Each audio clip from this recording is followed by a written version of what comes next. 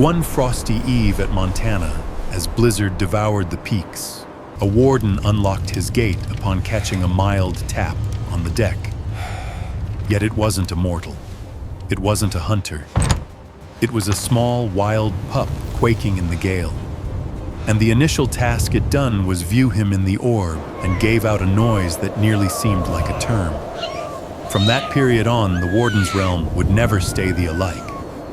Since this feral being didn't just live it, hearken, it replied. And then it spoke somewhat that made the whole warden post break into giggles. Yet below those giggles is a tale that will keep mature males hushed and aged souls mildly tearing. This is fabled. The gale off the crest line yelled louder than the alarms that once rang across this canyon amid a forest fire term. Ice came askew now, not in mild bits, but in acute cutting blasts that ripped through rugs and snapped through muteness. The aged warden post rest hidden below banks, nearly to the panes, a lone light shining behind iced panes. Within, Ethan Cole bent over a ruined log heater, palms coiled around a jagged glassy jar. The heat in his digits was the lone heat in the zone. The device had gone dark, a cycle passed. Motor was buzzing softly, and the energy wires out here weren't awaited to live the eve. Next arrived the tap. Not a thump, not a palm, not even a whole hand, just a weak, halting hitting. One, then two, then muteness. Ethan paused. No soul came up here this term of cycle, and no soul wise would be out in this gale unless somewhat was bad. He widened the gate. The gale hit him firm in the torso. Ice blew in, askew, biting his orbs. And there, hardly seen in the spin of pearl, stayed a lady bent, rug, damp faces turned pink, and in her limbs, draped in a cotton sheet somewhat tiny, quaking and oddly hushed. I didn't grasp where else to head, she told, panting. He's chilling. Ethan walked away without a term. The lady hobbled in, and solely when she placed the pack on the aged wool sheet near the heater did Ethan grasp what he was viewing at. A wild pup, small, skeletal, coiled into itself, with feet too vast for its shaking frame. Its ears were bent back, tail soft hair stuck with ice, but it was the orb's vivid amber too pure for somewhat this near to fall that halted Ethan chill. This isn't a cougar, he mumbled. No, the lady spoke, hitting ice from her hair. It's not. I deem he's not meant to be here at all. She told her name was Sarah. She was a rover rider from Arizona walking solo along Glacier's east rim for items. She'd made a bad turn on a side path when she caught the weakest noise somewhat amid a hack and a sob ringing from within a tube pipe below the iced path. When she crept in and hauled the being out, she deemed it was a home cat, until she saw the feet, the tail, the ears, until it viewed at her. And it made this audio she added speech, quaking more from recall than chill. Not a snarl, not a yell. It was like a term. Ethan lifted a brow. I grasp how it echoes. He bent near the pup, wary dull. The beast didn't recoil as he sought for it. In truth, it done somewhat odder. It flicked once dully, then moved ever so briefly toward the glow and toward him. As Ethan placed a palm softly on its spine, the pup gave out a small, ruined audio, a great, tall-toned, but not a yell. It echoed like, huh. Ethan viewed up, so did Sarah. Did you catch? Yes. Ethan broke in. No soul moved. The ice outdoors hit at the glass, but within it was hushed.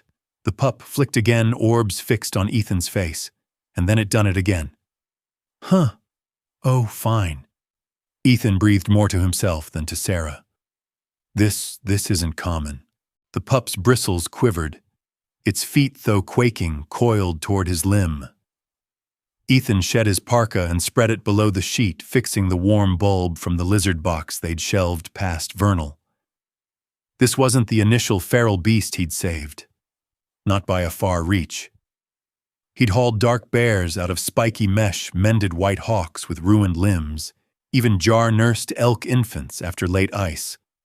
But Not had ever eyed him like this wild pup was. "In what spot is the dam?" he asked mildly. Sarah shook her face. I viewed. No prints, no hint of other beasts at all. It's like he just shone there. "Lions don't just show in Montana," Ethan mumbled. "And surely not solo, not this tiny." I grasp. Ethan eyed the beast once more. Aught in him wished to state it was jolt, fatigue, maybe dryness. That shows the manner. That shows the gaze. That shows the odd sounds. But then it occurred once more. He moved briefly, stroking ice from the pup's ear, and the pup made a noise. Not loud, not vast, but planned. "Hi." The zone grew hushed. Sarah hid her mouth. Ethan flicked, trying to rerun the audio in his mind. "It's not doable," he breathed. The pup's foot jerked. It reached out not with panic, not with drive, but with purpose, softly hitting the cuff of Ethan's cotton. Tap, tap. Sarah sat down dully on the timber seat. "I grasp this sounds mad," she said, orbs broad, "but I deem he's hearkened to you." Ethan didn't reply. He didn't need to, since right then, as if to assure what none of them braved, to state vocally, the pup looked right into his orbs, gapped its mouth, and murmured somewhat once more. A mild, ruined echo of what echoed like, "Eh." It wasn't talk. Not truly, but it wasn't stray either. And it hit in Ethan's torso like a stone through pain. Outside, the gale wailed. The energy wavered. Mire. But within the warden post, somewhat deeply fabled had just begun. A feral beast had replied to a mortal speech with a noise that shouldn't be. And it wasn't the final period it would. The gale didn't cease until nearly morn. Outdoors, the banks climbed halfway up the window panes, and the space phone lost its last beam of signal cycles ago. Within the warden post, the degree stayed firm thanks to the aged log heater Ethan had fueled all eve. He had not left the pup's side once. By the hour the sun broke through the edge of the tempest, the tiny lion had stopped quaking. But he hadn't stopped eyeing Ethan, not for a second. Sarah had gone dormant on the seat coiled under an extra sheet. Ethan sat legs crossed on the base, a boiling jar of instant brew in one hand, his other staying very warily near not touching the pup. Each cycle he shifted it away, the pup moved nearer. Not in a scared rush, but in a slow, seeking sort of way, like he was pulled to the noise of inhale and soul beat. A feral beast wasn't meant to move like that. And a wild pup, a real African lion. Ethan was now firm, had no cause being anywhere near Montana, let alone an iced path just outside Glacier National Zone. He hit the space phone once more. No beam, no link meant no aid and no reason. By mid-morn, Sarah woke dazed and rigid. "Is he still?" "Yeah," Ethan said. "Still here, still eyeing me like I bound him somewhat." Sarah sat up, rubbing her orbs. He did not make another noise. No, but he does not need to. The way he views at me like he grasps pitch beat. It is not drive. It is hearken. Sarah bowed slowly. He done that to me too. Back when I pulled him out of the tube, I vow when I draped him in the sheet, he let out a tiny puff like he was moaning. Ethan didn't grin. "Beasts don't moan." Sarah raised a brow.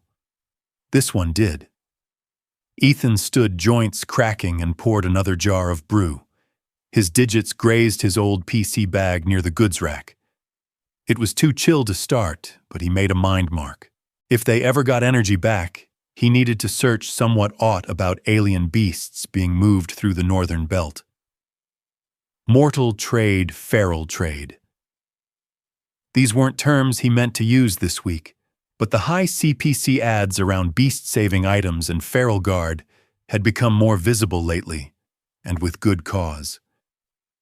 There was real peril in this kind of task, and real riddle.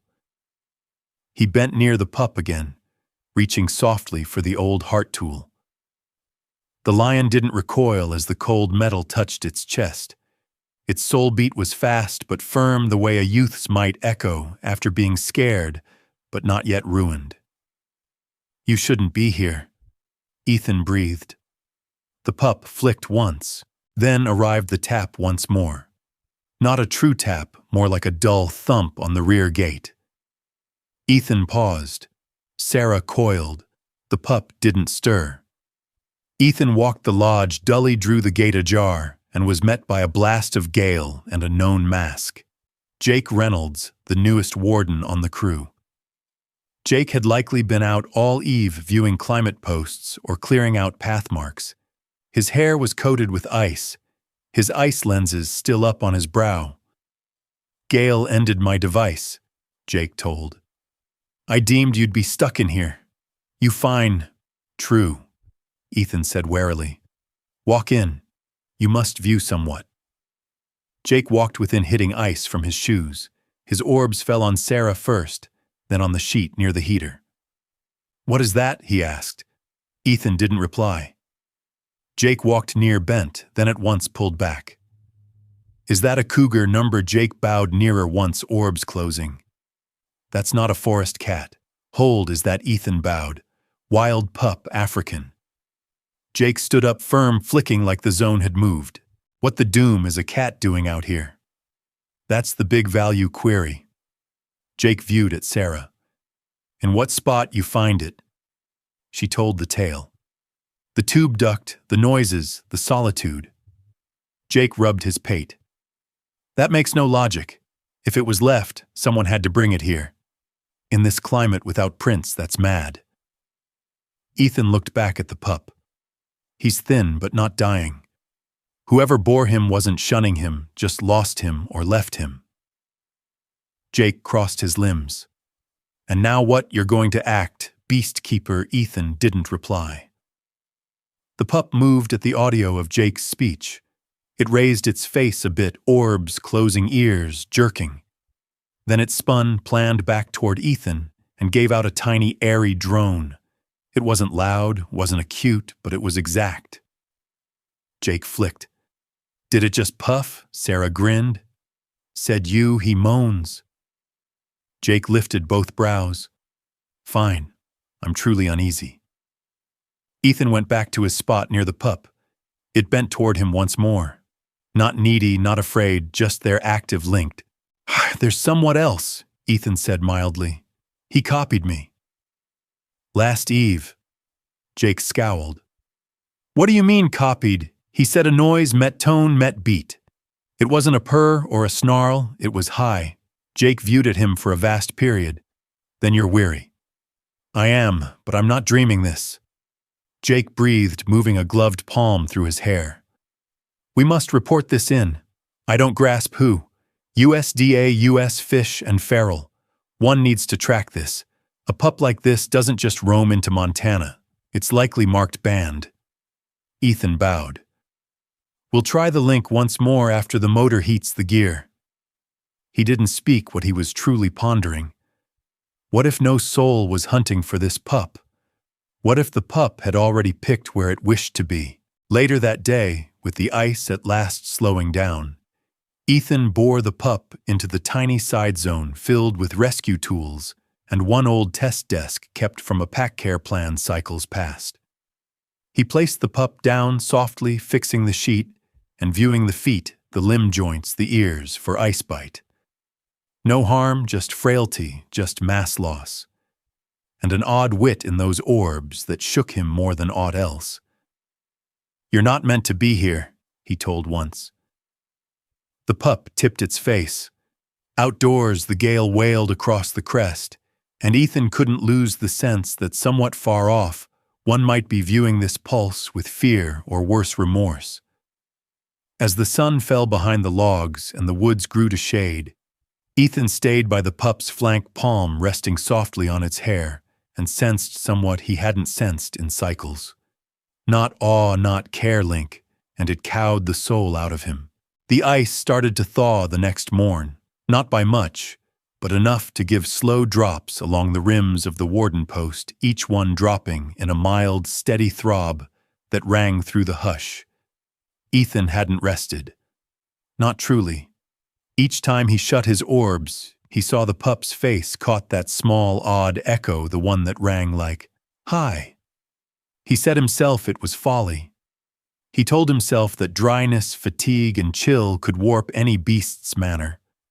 But deep within, somewhat older than reason moved. Somewhat he hadn't felt in cycles. Doubt. Sarah had went back to the Close Path Start Inn just after sunrise, vowing to call feral teams once she had beam.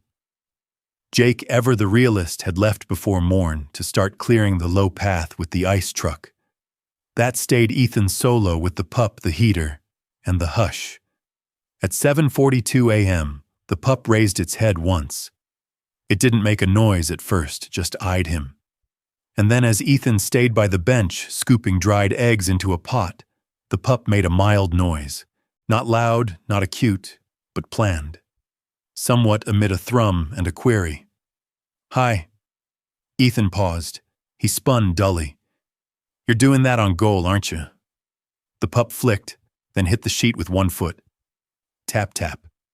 Ethan grinned softly, moving his face. "Well, if you start seeking for brew, I'm out." The pup buzzed again, a milder noise this time, less like a term, more like an inhale shoved with sense. Ethan had managed scores of youth beasts in his period. Some lonely, some hurt, some born into setups too feral to mend, but none of them ever moved like this. This one was unique. He walked nearer, bent near the sheet, and placed his limb just close enough for the pup to rest on if it wished. It didn't pause. A mild, down-like touch of hairs, then a hot puff of air against his joint. It was the next time that morn. Ethan had chills, and the initial time he didn't care. He bent back dully and started the aged work PC. It took about 10 cycles to start up, and even then it moaned through each task. The web link was weak at best, but one of the saved pages opened. A nature piece he'd kept weeks past about the banned alien pet trade. That's when the shaky lump went back to his belly. Since it wasn't just cats. It was leopards, tigers, even cat pups being moved into personal groups across the West U.S., often through lonely edges or masked as saves. Some were sold web, others hauled in covert. "Sheer rare aliens," he mumbled below his inhale. The terms leaped off the sheet like warm steel. Banned, feral holding, dark, trade pups, rare types, law breaks, beast care, law team talk. Ethan rest back. If this pup had been part of somewhat like that, one out there had lost a lot of cash. Or worse, one might come hunting. But that didn't show the noises, didn't show the path this pup seemed to reply, not just to state, but to tone, to accent, to talk. He looked back. The pup was eyeing him again, cool, firm, staying. "You wish me to keep speaking, don't you?" The pup flicked once. Ethan breathed dully and began speaking, knowing not about aught vital, just noise about the climate, the aged van that wouldn't go the log heap running low. His speech fixed into a deep, calm beat, half meant to calm himself more than the beast. But the pup didn't view away. With each term its inhaling waned. Each term seemed to draw it lower into peace. It leaned, coiled its feet below its jaw, and then just before Ethan stopped it, made a noise, a planned, airy murmur. "Hi." Ethan gazed. "You've got to be joking me." The pup replied by flicking once, then gave a mild, rising buzz. It wasn't a yell, it wasn't a snarl, it was awareness. He bent in nearer, viewing the small torso lift and drop. "You're not meant to move like this," he spoke. "You're meant to be feral. You're meant to recoil and bite and war." The pup didn't recoil. Rather, it raised one foot, brushed the rim of Ethan's cotton, and let it stay there. And Ethan, just for a pulse, let it occur. Afterward that date, Jake went back, ice still on his shoes, and a wary view in his orbs. He viewed as Ethan bent near the pup once more, gauging its dryness and putting a hot wrap to one limb. "So," Jake spoke at last, "still speaking to your new flatmate?" Ethan didn't view up. "He is not my flatmate." Jake walked nearer. "You view like a male speaking to his flatmate. I am just keeping him cool." Jake lifted a brow. "You sure he is not keeping you cool?" Ethan stopped, then gave a weary grin. "Likely both." Jake sat down near the heater, viewing at the pup. "He ought not be vital in this climate." "No." Ethan bowed. "He ought not." There was a vast hush. Next, Jake spoke once more. "You grasp this is going to get messy, true, once news goes out." Ethan bowed. "I am not telling any soul yet. Not till I grasp what he seeks." Jake rubbed his palms jointly. "You better start sensing that out fast, since I deem he already sensed you out." The pup leaned, then stayed shaky, and walked nearer to Ethan with an odd kind of trust. Tiny, quaking, but firm. It grazed its flank softly against Ethan's joint, then stayed near him. Jake piped below his inhale. "Fine, now that is not common." "I grasp," Ethan told. "You deem he is picking you." "I don't grasp what to deem," Ethan stated, "but I don't deem it as drive." Jake moved his face. "You are in mess male." Ethan viewed at the pup near him. "Yes," he spoke mildly. "I deem I am." As the sun fell low behind the crest, Ethan sat near the beast he wasn't meant to care about, hearkened to noises no feral being ought be making, sensing a tie that had no task being there. It didn't make logic, and it didn't care since the pup wasn't just acting. It was hearken. Towards late midday, the gale had at last broken away into spots of dim azure air and moving mist. Daylight flowed through the glass of the warden post for the initial time in 2 dates, catching dust bits in the air and heating the aged timber base. The pup rest, splayed near the heater, no longer coiled into himself, his inhaling slow and firm. He seemed nearly calm, nearly common, if not for the truth that naught about him was meant to be here. Ethan had just ended viewing the pup's heat when Jake's device popped back to soul. Noise first, then speeches. News moved fast in spots like this, mainly when somewhat odd occurred. A cycle later, the gate ajar once more. This period it was Martha Collins, a chief feral officer who had motored up from the local post as soon as she caught bits of the report. Ash-haired, keen-eyed, and cool in a path that came solely from decades in the wilds. She viewed the zone with one slow look before her orbs fixed on the pup. "Well," she spoke mildly, taking off her mitts. "I was awaiting a lot of items. A wild pup wasn't one of them." Ethan clarified aught where Sarah located the pup, the state he was in, the void of prints, the wonder of it all. Martha hearkened without breaking, bending near the heater when he ended.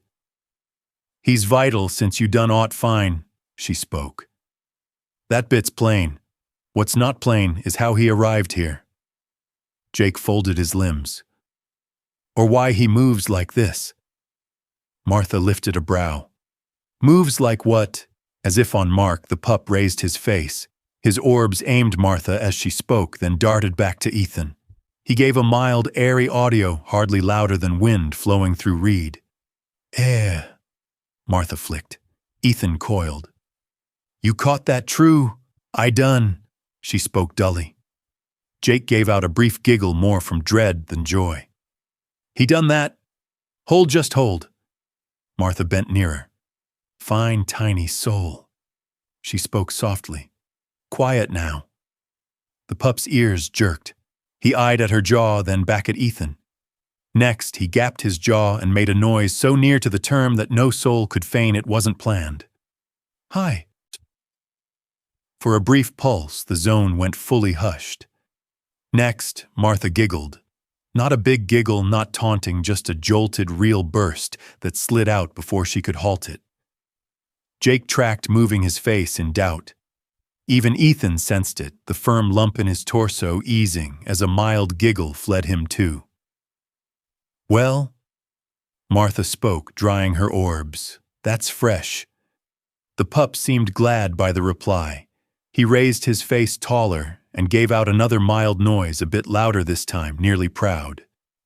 The giggles didn't stay vast, but the heat it left rearward stayed. For the initial time since the pup arrived, the zone felt fairer mortal once more. Fine, Jake spoke, still grinning. I surely don't grasp what is occurring anymore. Martha stood, duty fixing back into spot. This doesn't imply he is speaking. She spoke warily. Beasts can copy tone and beat. Birds do it. Some large cats cry in paths we don't fully grasp. But cats, Jake sought. Odd, she bowed, but not fabled. Ethan eyed the pup as Martha spoke. He wasn't eyeing her. He was eyeing Ethan, staying. That was what shook him. This shifts not, Martha went on. He's still a feral beast, still guarded below state law. We must cite fish, and feral mark ought make sure we stay in full law rule, no gaps, no perils. Ethan bowed. He grasped the risks. Feral breaks bore harsh fines, and truly so. The price of slips, cash, law, moral was too tall. He'd viewed groups ruined by trials, save plans shut down since one passed a mark. But knowing the laws didn't make this fairer. As Martha walked off to make a call, Jake bent nearer to Ethan. You view what just occurred true. I done. He stayed for you before he made that noise. Ethan gulped. True. Jake breathed. That's what cows me. Later, as the sun fell low and Martha ended her papers, Ethan made a tiny food mix, warily gauged, heated just enough. Beast care for a being like this would be pricey, and he knew cash choices and guard plans would soon arrive into act. But for now, life came first. He bent near the pup and spoke mildly. Fine, tiny male. Let's try this. The pup bent ahead, smelled, then gave out a fast, keen noise. Jake giggled again, unable to aid himself. He's hurrying you. Ethan moved his face, grinning despite himself. You're hasty, aren't you? The pup replied with another mild, rising drone. For a pulse, giggles filled the zone again. Not doubt this period, but somewhat nearer to joy. And then it waned, leaving rearward a hushed fact, no soul spoken out loud. If a noise like that could make them giggle so easily, losing it would ache far more than any of them were ready to own.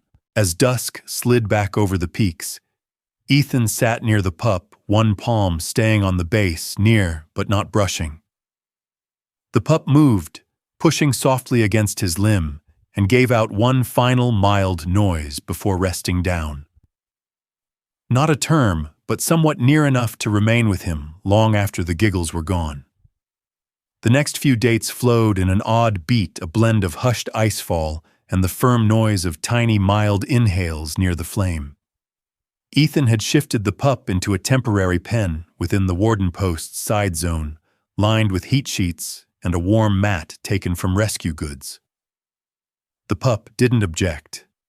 In fact, each period Ethan walked in, he'd see the cat already staying up, staying, not moving, not snarling, just staying. Jake visited less often now, partly due to tasks on the low path.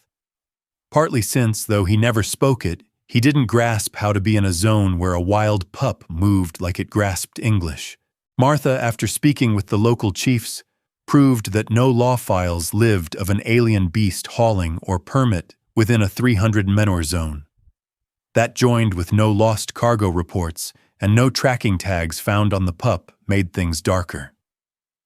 Whoever bore him, she spoke mildly, didn't wish to be located. Ethan didn't reply. He was bending near the pup, viewing its dryness state. He raised a foot, softly pushed on the soles, viewing for blood flow. As he moved his digits, the pup made a tiny noise, half groan, half puff, and bent into his palm. It wasn't love. It was somewhat else, somewhat lower, like awareness.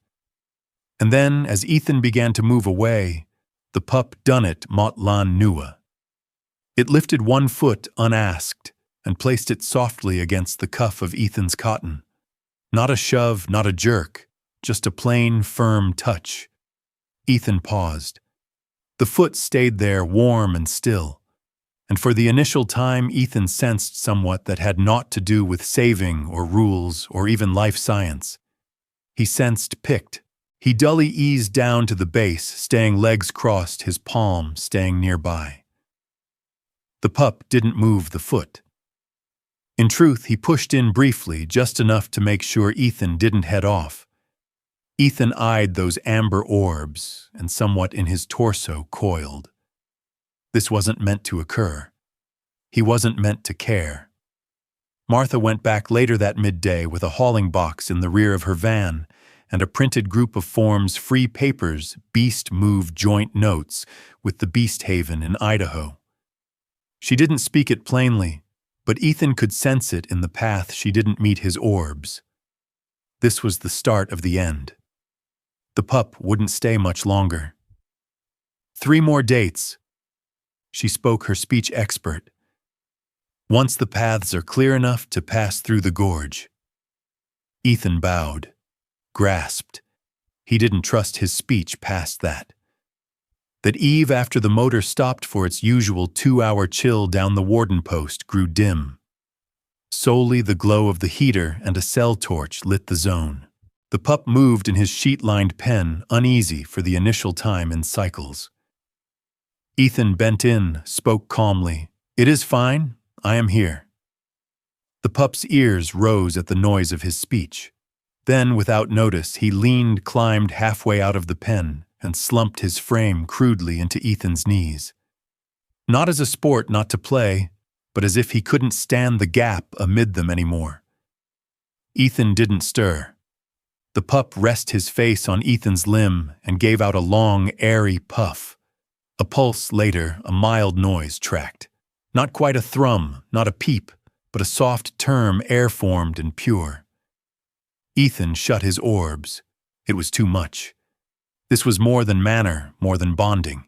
It was woe staying to occur. He stayed there still till the pup at last drifted to sleep. The next morn, Jake came by early to refill goods. He found Ethan dormant on the base. The pup coiled firmly against his flank. Jake stayed in the doorway for a vast pulse before speaking aught. "You are not letting him head off, are you?" he said mildly. Ethan stirred but didn't sit up. "I don't get to pick that." "No," Jake agreed, "but I deem he already did." Ethan spoke naught. His palm moved softly, stroking the pup's spine. "You grasp," Jake went on. "I searched it up. There is a feral care plan down in New Mexico.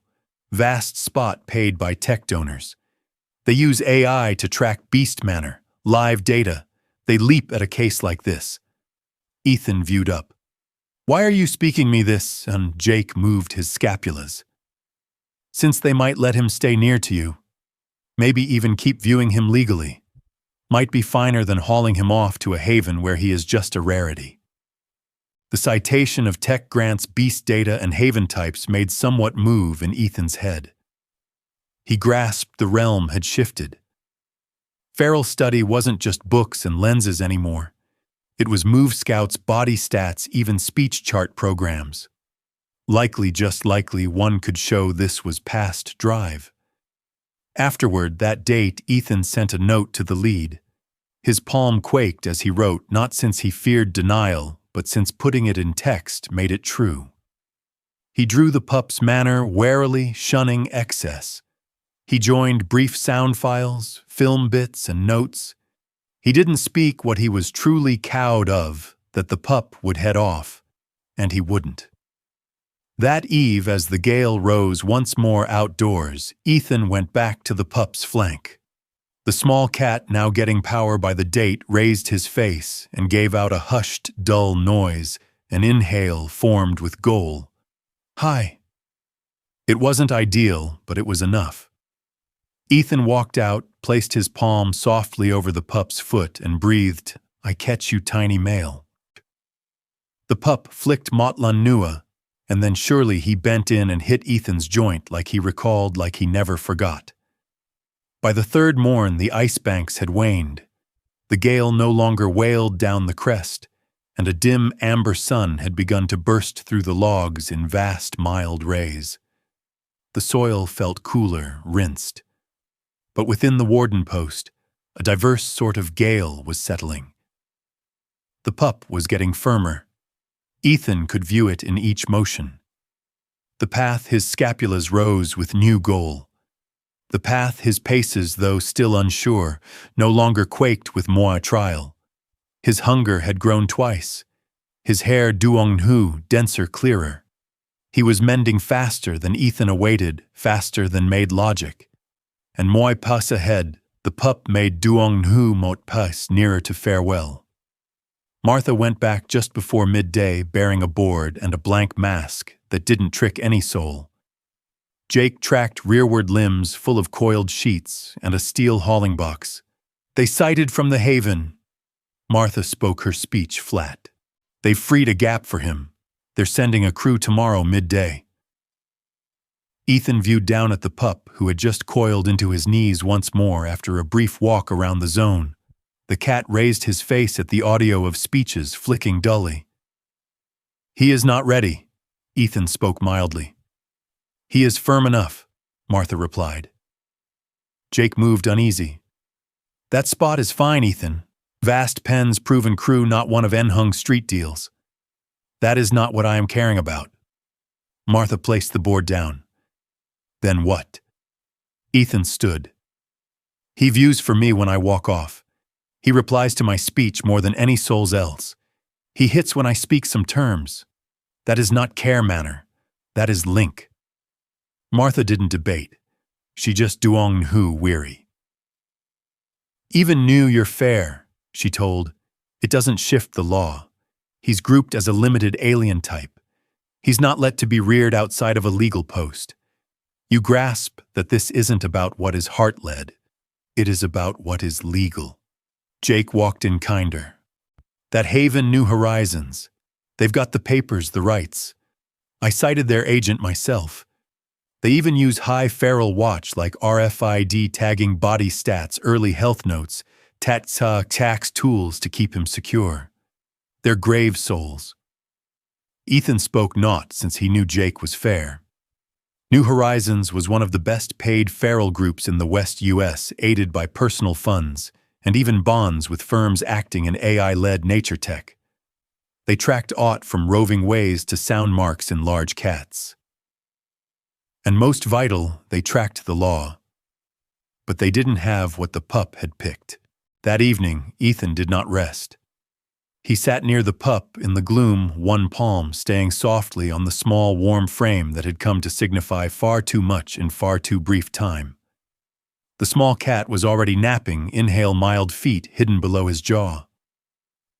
Ethan murmured, "I grasp you don't realize what is occurring, but I wish bit of you knows I didn't pick this." The pup moved. Then, as if in reply, he shoved his foot against Ethan's joint once more. Not stray, not jerk, recalled. Ethan spun away and cleaned his face. The dawn arrived chill and too soon. The audio of wheels grinding ice rang through the logs prior to the sun had fully rose. Pair feral agents walked out of a bright car, hushed and polite. They gripped Ethan's palm, blessed him for his file, spoke him how unique it was to save a feral being in that state. How fortunate. Fortunate. That term dropped like a rock in his torso. Martha aided ready the box. Jake remained chiefly hushed, hovering in the rear. The pup stay close. Ethan's toes not in pain, but wary viewing, as if he felt the change in mood. Ethan bent. "You've got a vast realm staying for you," he murmured. "Spot with logs and air and space to dash. You were never intended to remain here." The pup flicked once, then bent ahead and hit his brow softly against Ethan's palm. One of the agents widened the box gate. It was lined heated. Known sheets coated the base. Ethan had made certain of it. But when they sought to lead the pup ahead, he paused, not from dread, from chaos. His orbs flew to Ethan, and then came the audio mild lifting unsure. "Hi!" Jake cursed below his inhale. Martha shut her orbs momentarily. One of the agents paused in spot. Ethan gulped hard. "I grasp, pal. I grasp." But he led the pup ahead anyway, tenderly, calmly. When the gate locked shut rearward him, the cat stayed down with hushed pride. He didn't yell, didn't snarl, just viewed at Ethan through the tiny slit glass as the car drove off. And Ethan remained there in the dropping ice vast period after the van vanished into the logs. Jake arrived near him after a period. "You fine," he spoke. "No." Ethan spoke truly. "But I done the fair task." Jake bowed. Moments the fair task aches like doom. The warden post seemed void that dusk calmer. The zone where the pup had remained now appeared too vast, too stagnant. Ethan caught himself hearken for noises he knew wouldn't arrive. Mild thrum, airy terms, the tender hit of a foot on cloth. Naught solely gale. He sat down near the heater, eyeing the coiled sheet he hadn't had the soul to clean yet. And for the initial period since this started, he sensed somewhat rest deep within. Not remorse, not query, but grief. The sort that solely arrives when you've been picked by somewhat feral and had to release it. The warden post had never seemed so hushed. Trio dates had gone by since the pup was hauled. Trio dates of habits without cause. Ethan brewing Joe he hardly sipped, viewing climate files he didn't mind about, and staying near a void niche where a mild sheet stayed coiled with no guest. He said himself it would wane, that the pang in his torso would calm like aged marks. But it didn't, since the pang wasn't just void, it was recall. Each period Ethan passed the side zone, he awaited to catch it. That hushed peep, the tiny noise that once broke muteness like daylight on ice. But the lone item he caught now was gale through the firs and the groan of the aged post sinking lower into cold. On the trio eve, a gale arrived. It wasn't as harsh as the initial one, but the gales hit free the slat on the north glass, and the flue shook so firm that Ethan had to fix it from within. At one pulse, while pulling for a freeboard, he deemed just for a second, he caught it mot lan nua. "Hi!"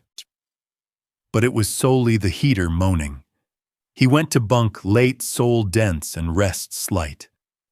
When dawn arrived, the realm outdoors seemed like a layer of pearl lace, flat, pure, vast. The air was dim, nearly gray, and the breeze hummed with a sort of hushed that made noise seem taller than it was. Ethan shifted through his habit like limb recall fueled the heater began. The pot stayed at the glass more than needed, and that's key I know occurred. A noise not big, not mad, but steady. He paused. It came once more. Ethan shifted dully toward the main gate. He didn't inhale. Didn't brave to. Keon widened the gate. The chill didn't hit him. Jolt done. There, staying on the high step frame, powdered in ice amber orbs, wary and firm, was the pup. But not a pup. Kong Kon Nua. Higher, firmer. His frame bulked out hair, dense with cold rug, scapulas more marked. He'd seemed like he had been made by the timber itself, formed by gale and ice in gap. And yet naught about him seemed feral in that pulse. He tipped his face briefly and hit the step with his foot. Once, twice. Ethan hobbled ahead. "You!" The cat gave out a mild noise. Not big, not bold, just a thrum that shook with surety. Ethan sank to one joint in the ice. The cat walked nearer, wary. Then from amid his fangs he freed somewhat. A limb, fresh fur, snapped neat, still green at the end. A boon. Ethan walked out but stopped. The cat made a deep, brief noise, nearly tuneful. Then planned, he shoved the limb ahead till it grazed Ethan's shoe. Ethan couldn't inhale. Rearward him, the realm stayed still. Even the gale seemed to halt for a throb. He breathed, "You located your path back." The cat replied with a noise so known, so softly fabled, it hit the air from Ethan's chest. "Hi." Not ideal, not smooth, but unique. Ethan shut his orbs. His gullet stung. "I lacked you," he spoke. The cat flicked once and hit Ethan's palm. This period, Ethan didn't stay back. He walked ahead, palm ajar, and the cat shoved his face into his hand like he had never gone. The A-like mildness, the A-like heat, the A-like mass of link that had once stuffed a hushed zone now flowed back into Ethan's torso like tide liquid through a ruined wall. They remained there in muteness. A male and a being who was never intended to go back, never intended to recall, but done. At last, Ethan steered the beast within. He didn't seek to speak aught. The beast shifted as if he already grasped each plank, each odor, each bit of that tiny zone. Once he reached the aged site by the heater, he rested down, not coiled up, sat erect, firm home. Jake showed 20 cycles after. He broke through the gate, ice still sticking to his coat. "You are not aiming to trust what?" He halted, chill. The cat spun his face. Jake made a pace rear. "No path, no damn path." Ethan grinned. "He returned." Jake stared. "Why I don't grasp." The beast rose, paced toward Jake, and without pause made that a like sound. "Hi." Jake eyed. He recalled aught. Later that date, after cries were made, after the jolt had ebbed into wary awe. Martha showed once more. She walked into the zone, dully orbs aimed on the cat now resting near the flame. "Fine." She spoke mildly. Seems like he made a choice. Ethan didn't reply. Martha bent near the cat. He eyed at her cool calm. She told, "You grasp, we don't get to view items like this. Not in our line of task." Ethan bowed. "I grasp. Moments you do aught by the law and still lose what cares most." This period she viewed up at him, and moments, she added, they return. That eve Ethan sat by the flame, the cat coiled at his flank. No soul spoke the term stay. No soul made aims, but each one knew the choice had already been done. As the coals shone, Ethan breathed. "You located your path back through all of it. Through the gale, through the logs, through aught." The cat raised his face and shoved it softly to Ethan's scapula. Next, in the hushed, he spoke it once more. "Hi." A breath, a recall, a wonder. And this period Ethan giggled, not from jolt, but from bliss. The dates that tracked didn't seem true. The cat, now well hushed and fully there, stayed at Ethan's flank like he had never gone. He paced the post's deck in the first dawn's footmarks, leaving tiny signs in new ice. He rested by the heater in the middays, pulling long limbs and moving his tail with the dull, pensive beat of somewhat no longer cowed. Ethan eyed him, always seeking not to query how long it would stay. No norms had shifted. No law had bowed. And yet none, not Martha, not Jake, not the agents from the haven, had returned to take him back. The news moving through the office, Gio Jai Kong Fai Fong Thich, no la Suquansat. And it began with a lone note. New Horizons Feral Study Base, the same group Jake had cited weeks prior, reached out after viewing the film and sound files Ethan had sent. Their aim wasn't in prison, it was in study. They wished to send a manner expert to view the cat on spot below Ethan's aid. If this is true, the note read, It shifts what we deemed we knew about beast mind copy and mortal beast talk. That note held other terms too, ones that Ethan didn't fully grasp but knew held mass. Manner scan, beast speech design, AI-led reading, high clear sound knowing. Huge terms with larger meanings. They gave Cash Lens's tools. But Ethan solely cared about one item. They didn't seek to move him. The expert showed 3 dates after. Dr. Melissa Kwan, mild-voiced, keen-eyed with a pad never far from her palm. She didn't bring drugs, didn't bring bins. She brought calm. For the initial 2 dates, she didn't talk to the cat. She just viewed, and the cat viewed her back. On the trio date, she tried her first term, hi. The cat tipped his face, but spoke naught. It wasn't till Ethan walked into the zone brew and palm and spoke that the cat replied, "Morn, pal." The cat's ears rose. His jaw gapped. "Hi." Melissa lost her pen. It wasn't a noise of greed, not a reply to food or pitch. It was a hello, said, planned, aimed. Melissa viewed up orbs broad. "That is fabled." "No." Ethan spoke mildly. "It just doesn't suit what we await," she breathed. "Then we'll shift the hope." During the next cycles, the cat said other terms never plainly, never ideally, but near enough to make the fuzz on the rear of your nape rise. Here hot. Hi. Ever in Ethan's state. Ever key the pulse sought for it. But more than the noises, it was the rhythm that jolted each soul. Once, when Ethan rose from the desk to walk outdoors, the cat hit the bass softly fast, then gave out a deep noise. Eh! It wasn't a sound to stuff room. It was a plea. Don't head off. Another period key, Ethan sat near the flame late at eve, stroking rest from his orbs. The cat poked his joint and gave a weak, moving noise, one that rang strangely like you. It wasn't speech, but it was talk. At last the films escaped. One bit mainly a blurry Eve tape of the cat hitting Ethan's joint and saying a mild, warped, "Hi," was posted on a feral site. From there it flowed like gale through parched herbs, famous. Souls didn't grasp what to trust. Some deemed no law false.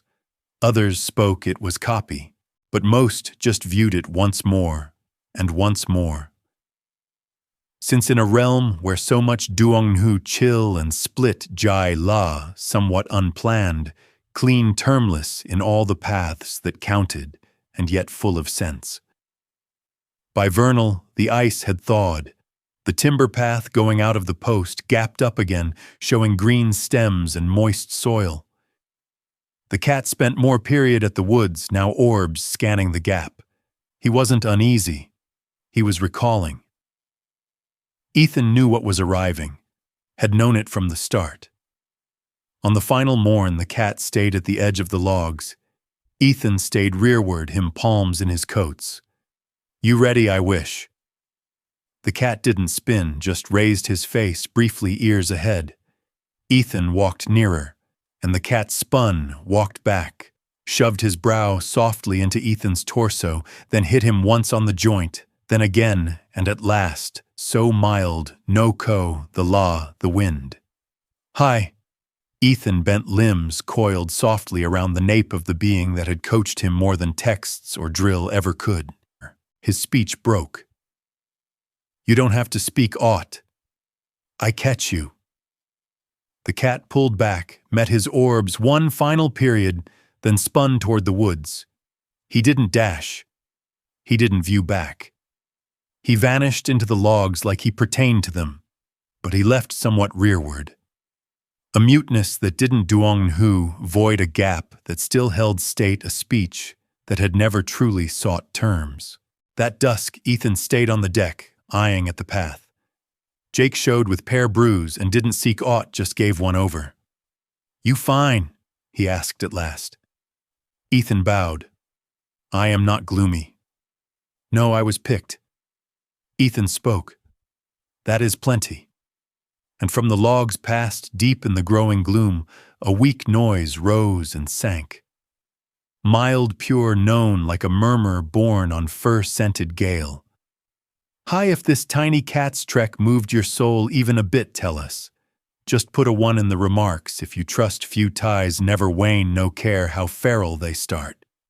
Or a plain nil if you deem this was just a pulse in period never to go back. No rows, no talks, just a hushed path to split how it made you sense. And if you are still here, bless you. We hold lots more tales like this one. True rough moments fabled but everlasting. So press and roll, hit the chime, and stay with us for the next turn. You will not wish to lose what is arriving.